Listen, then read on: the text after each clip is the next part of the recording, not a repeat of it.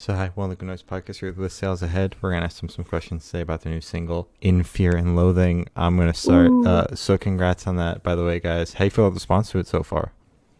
Thank you. It's been really good. I don't know if anyone else feels the same way, but I think it helps that we didn't release new music for 2 years. So it was really nice to see that hype leading up to it.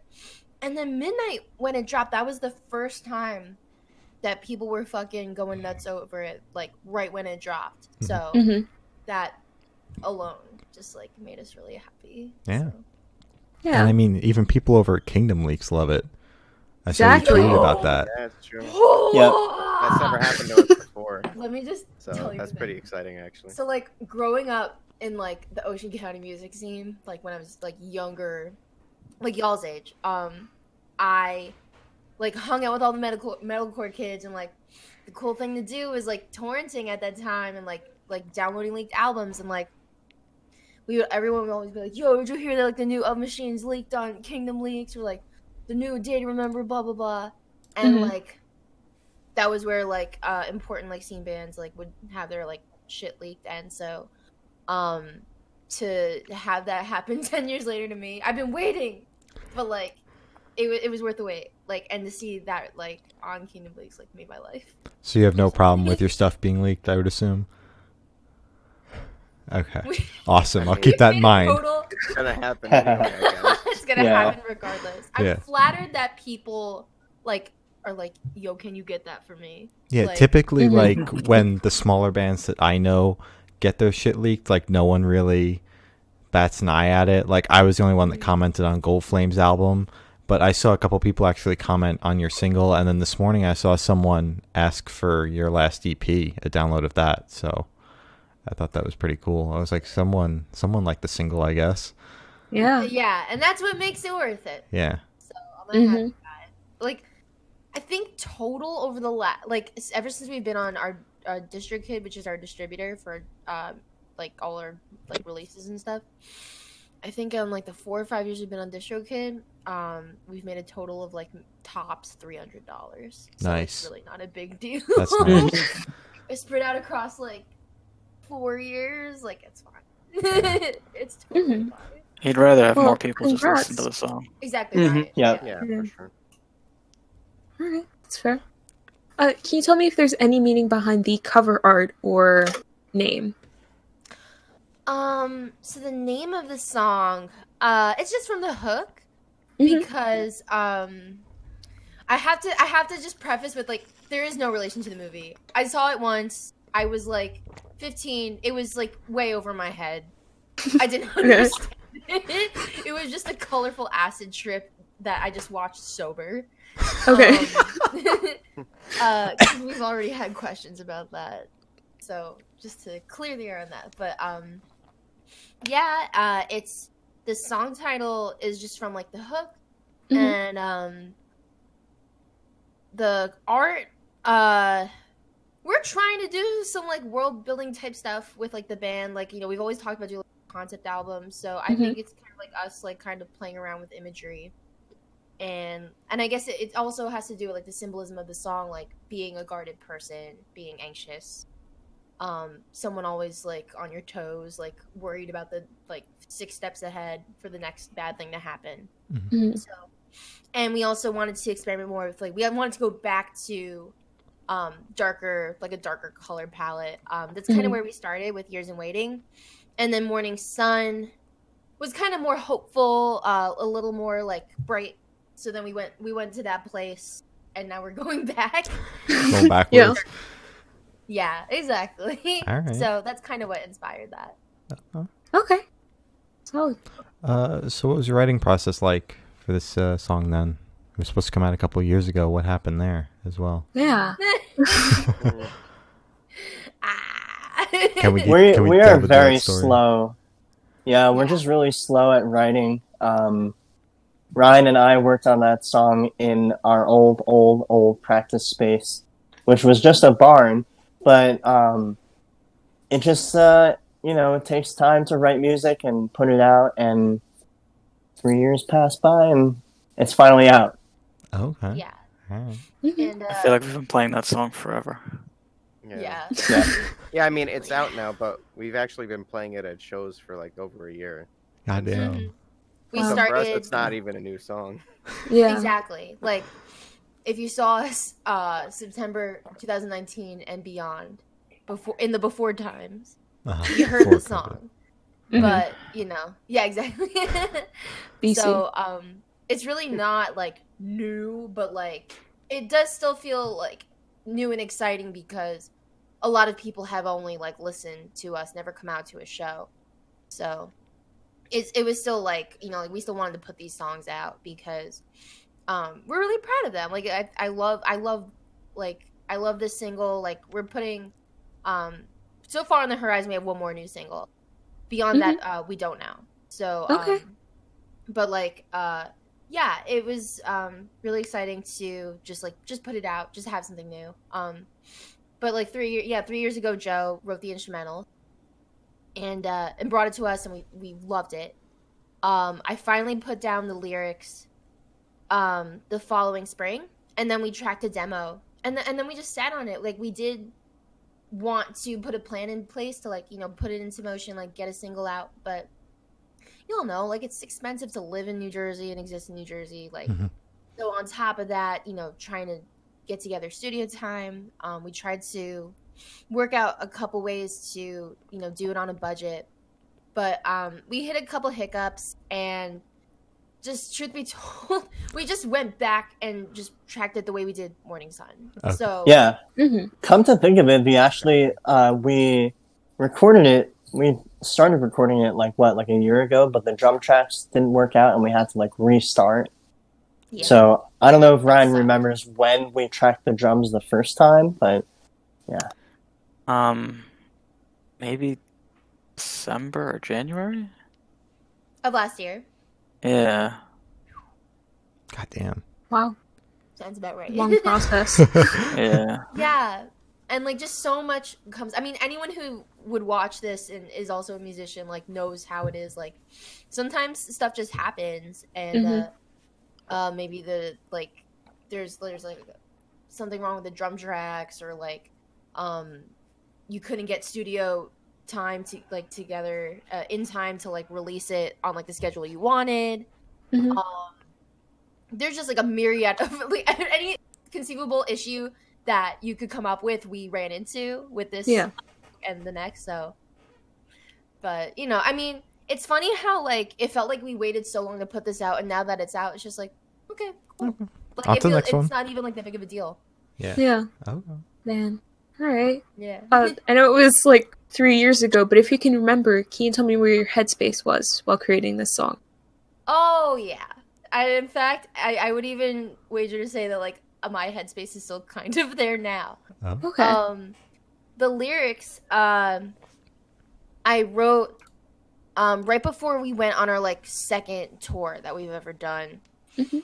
And I was, how old was I was about to turn 26 later that September, I think. No, or was I already 26? And like the thing that sucks about turning 26 is like you're kicked off your parents' health insurance, and like you have to become a little more financially dependent, and like something with my family growing up is like my dad always put pressure on me, like what's your plan, like A, like what's your plan B if music doesn't work out? So if music is your plan A, like what's your plan B, what's your plan C? And I'm like, I don't know, all I know is I want to play music. So at that time, like I'm fucking bugging about my future. I like, all I know is I want to play music. I was working in marketing at a label, but that was kind of a dead end job, and then I didn't know where I wanted to go. Like I felt really trapped, and I just wanted, I never felt like peace. Like I could never relax. I was just always on edge about it. So that's what a lot of the lyrics have to do with. It's hard to, it's like things turn out fine. Like it always ends up turning out okay. But if you're like me and you're an anxious person, like it's really hard to see past that like immediate like urgency and like that panic. So that's kind of where my headspace was. And like I didn't start going to therapy until like the following year. and that helped me rationalize and even through like some of the stuff I felt then. So even when I feel it now, I can kind of like objectively look at it and be like, okay, like this is kind of silly, like you're gonna be fine. And then like other times it's like, nah, I mean it's kind of valid to worry about, but cross that bridge when you get to it. So Yeah. yeah. So that's kind of what that song is about. Was that marketing job for the Crazy Frog by any chance, or is this a different job? His opposition, the fucking gummy bear. No. I can say this now because I haven't been there for like at least 2 years, but yeah, the gummy bear. The gummy bear. Gummy Got bear. it confused. God. I forgot. Stupid Crazy gummy Frog bear. follows us. Gummy bear does not. Oh my Crazy God, Frog of said we course aren't he big does. enough. Yeah. You know, Yeah. like that job, I loved the people I worked with, but like Mhm. it was such a weird job. And then like the cartoon, like the little It was a bear, lot. It was a Yeah. lot. Like, why is he half naked? Why is he just in Why underwear? not? Like, how do you rationalize that to kids? You And don't. It's Yeah, and then he would sing really inappropriate song, and they Oh. wouldn't censor them. Go on like his Spotify. I mean, you don't have to do it like right now or His ever if you don't. Sorry. He has a Spotify, sorry. and I had to promote it. I know, Okay, but like, there were songs we would have to put out on his YouTube channel that were like filthy. They Uh-huh. didn't censor them, and we were just over. And me and my friends at work would be over here like, "This is like kind of bad," and they were like, "No, it's great. It's It's good. fine." The kids will eat it up. Good. Great. Yeah, don't have to like, but like there are even some songs they probably should have slapped the explicit label on, but they were just like for kids. For kids. So Mhm. it just flew under the radar. Of course. Wow.